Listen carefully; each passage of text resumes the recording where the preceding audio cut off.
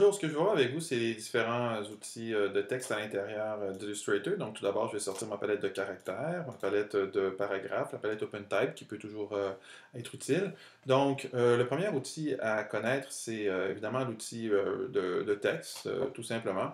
Alors, l'outil de texte, ce qu'il faut savoir, c'est que si que je clique, je peux avoir du texte à l'infini, comme ça, lorsque je le colle. Donc, ça, c'est une façon de l'utiliser. Sinon, lorsque je prends mon outil de texte et que je crée un bloc de texte et que je colle le texte à l'intérieur, il va être collé à l'intérieur d'un bloc de texte qui aura été créé par l'outil bloc de texte, un peu comme dans nos logiciels de traitement de texte. Lorsque je prends un coin avec la flèche blanche, je viens modifier la forme de ce bloc de texte-là. Donc ça peut être amusant au niveau de la modification. On remarque que si le bloc est trop petit pour la quantité de texte, il y a un petit plus qui arrive à la fin. Donc, ce petit plus-là, qu'est-ce que je peux faire? Je peux faire un autre bloc avec mon outil de texte et faire suivre, n'est-ce pas, ce texte-ci en cliquant sur le petit plus. Et là, j'ai l'outil de suite de texte. Et lorsque je survole ma deuxième forme, il va aller faire suivre ce bloc de texte dans le deuxième bloc de texte. Ce que je peux aussi faire lorsque j'ai cliqué sur le petit plus et que j'ai ma petite flèche comme ça, c'est de cliquer dans le vide et il va créer un deuxième bloc de texte dont la forme sera similaire à celle du premier. Ça aussi, ça peut être amusant. Ou alors, lorsque j'ai ce petit curseur qui contient du texte, je peux aller draguer un autre bloc de texte et il va faire suivre le bloc de texte sous la forme d'un bloc de texte rectangulaire. Donc, ça, c'est une première chose intéressante avec le bloc de texte. Deuxième chose intéressante avec le bloc de texte, admettons que j'ai une forme un peu plus complexe, comme celle-ci. Tiens, on va enlever ça pour ne pas nous déconcentrer. Donc, si j'ai une forme un peu plus complexe comme celle-ci, eh bien, je peux prendre l'outil de texte captif qui va me permettre de venir coller le texte à l'intérieur d'une forme et le texte va être délimité. Donc, les limites du bloc de texte seront les limites de cette forme-ci.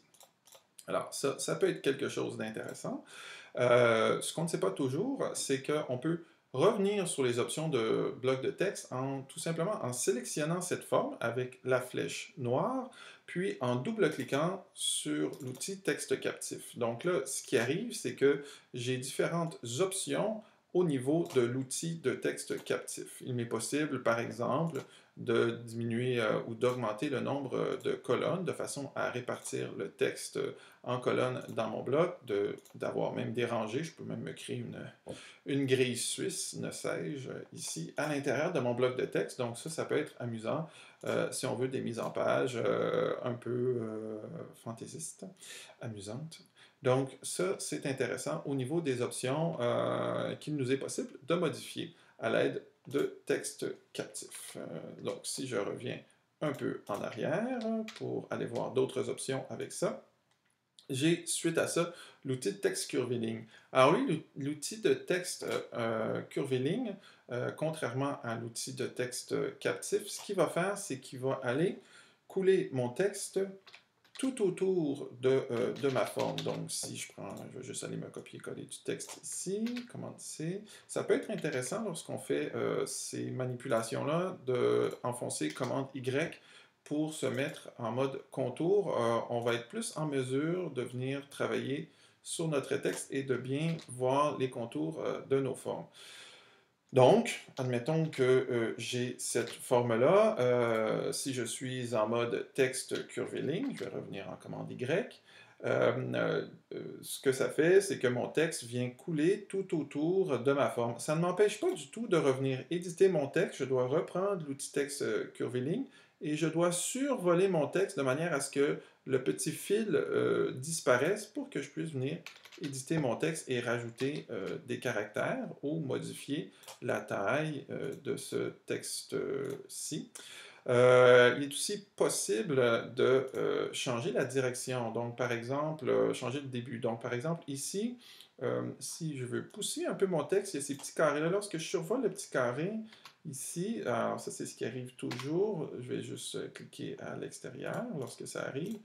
J'ai le petit carré qui est ici qui me permet de venir, un petit peu difficile à atteindre des fois, voici, voilà, qui me permet de pousser le texte, le début du texte. Donc ça peut être intéressant pour venir pousser le texte, le début, ou de pousser la fin du texte. Donc ça aussi, ça peut être intéressant pour venir créer des espaces à l'intérieur de notre bloc.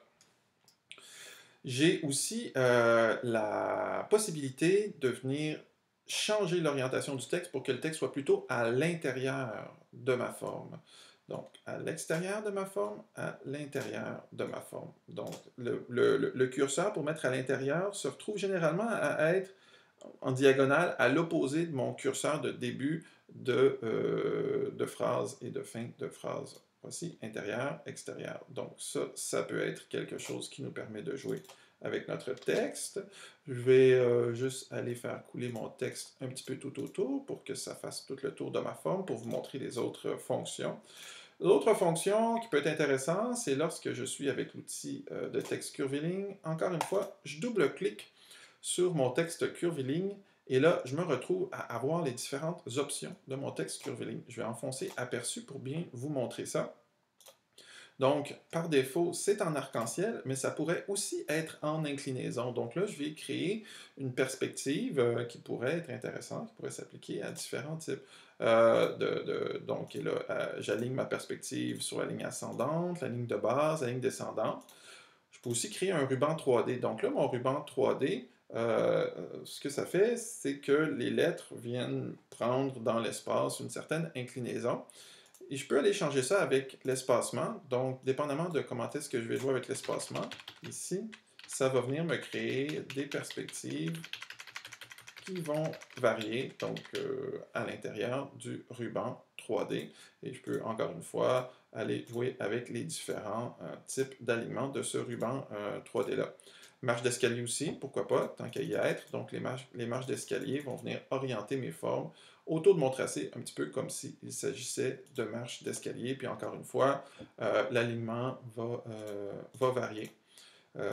Gravité aussi, bon, alors là, ça dépend de l'argument créatif à laquelle on fait face, symétrique ou pas. Donc, ça, c'est pour les options du texte curviligne.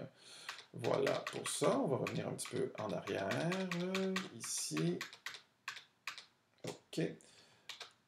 Alors, l'autre outil qu'il m'est possible d'utiliser, c'est l'outil texte vertical. Donc ça, l'outil texte vertical, on va plus, ça va être plutôt utile lorsque j'ai un tracé. Bon, par exemple, je vais prendre d'ailleurs l'outil courbure qui est intéressant, n'est-ce pas, pour créer des beaux tracés harmonieux. Je clique, je drague, je clique, je drague. Alors, je vais peser sur l'échappe. Donc, lorsque j'ai un tracé comme ceci, pour l'utiliser avec l'outil de texte curviligne, ce qu'il va falloir faire, c'est que j'ai cliqué à la base de mon tracé ici, et là, mon texte va venir s'aligner sur le tracé. Pardon, on va plutôt cliquer en haut de mon tracé.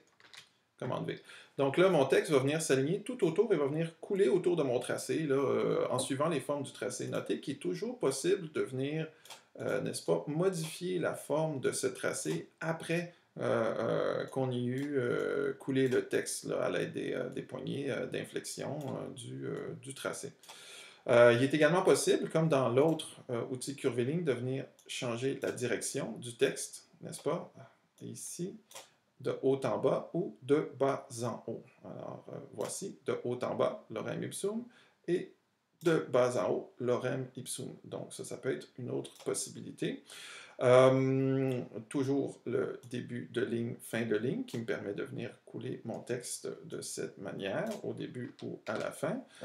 Et enfin, je double-clique sur l'outil tout en ayant ce tracé de sélectionné. Et là, il m'est possible d'aller choisir les différents types d'inclinaisons ruban 3D qu'on a vu tout à l'heure avec le texte curviligne. Donc, d'autres options intéressantes et créatives à l'intérieur de cet outil-là. Enfin, l'outil texte vertical captif fait un petit peu un mélange des deux. Donc, ce que je fais, c'est que lorsque je clique dans ma forme, au fond, mon texte s'aligne. Mon bloc de texte devient captif de texte qui s'écrit de haut en bas. dépendamment de où est-ce qu'on veut aller avec ça. Et encore une fois, on peut double-cliquer sur l'outil pour avoir différentes fonctions, ainsi qu'avec l'outil texte curviligne vertical. Donc, l'outil texte curviligne vertical, admettons que je reviens un petit peu en arrière, juste pour avoir mon tracé. Voici, donc l'outil texte curviligne vertical. Lui, ce qu'il va faire, c'est que le texte va couler sur mon tracé et vraiment, il va suivre la direction du tracé, contrairement à l'autre où est-ce que le texte était assis et prenait le tracé comme une ligne de base, si on veut. Donc là, ici, le texte, chaque lettre est coulée sur le tracé et suit la direction du tracé. Ça peut créer différents types d'effets. Enfin, un dernier outil qui est aussi intéressant d'utiliser si j'ai un bloc de texte. Donc, je vais juste enlever ces choses-là ici, un moment. Donc, si j'ai un bloc de texte qui est, bon, voici comme cela ici, juste vous coller ça, bon, peu importe, bon. Je vais juste vous taper un texte très rapidement. Voilà. Donc, si j'ai un bloc de texte qui est complexe, l'outil retouche de texte est vraiment intéressant parce que ce qu'il me permet de faire, l'outil de retouche de texte, c'est qu'il me permet d'aller sélectionner une lettre à l'intérieur de mon bloc de texte et venir changer la couleur de cette lettre-là. Par exemple, de changer son inclinaison, de changer sa taille. Donc, c'est vraiment un outil qui est super intéressant et super utile. Et après que j'ai eu fait cette transformation, le dit caractère appartient encore à mon bloc de texte. Ce n'est pas tout le bloc de texte qui est affecté. Donc ça devient super intéressant au niveau de la retouche de texte, l'outil retouche de texte pour retoucher des petits caractères qu'on sélectionne à l'intérieur du bloc de texte, puis qu'on peut venir modifier comme ça, soit de manière paramétrée avec le bloc caractère, ou de manière manuelle, là, comme ça ici, pour venir grossir avec majuscule, plutôt pour ne pas décaler ma lettre. Donc, c'est un outil qui est vraiment, vraiment à découvrir et qui est très intéressant. Donc, voilà, ça fait le tour des différentes fonctions du bloc de texte.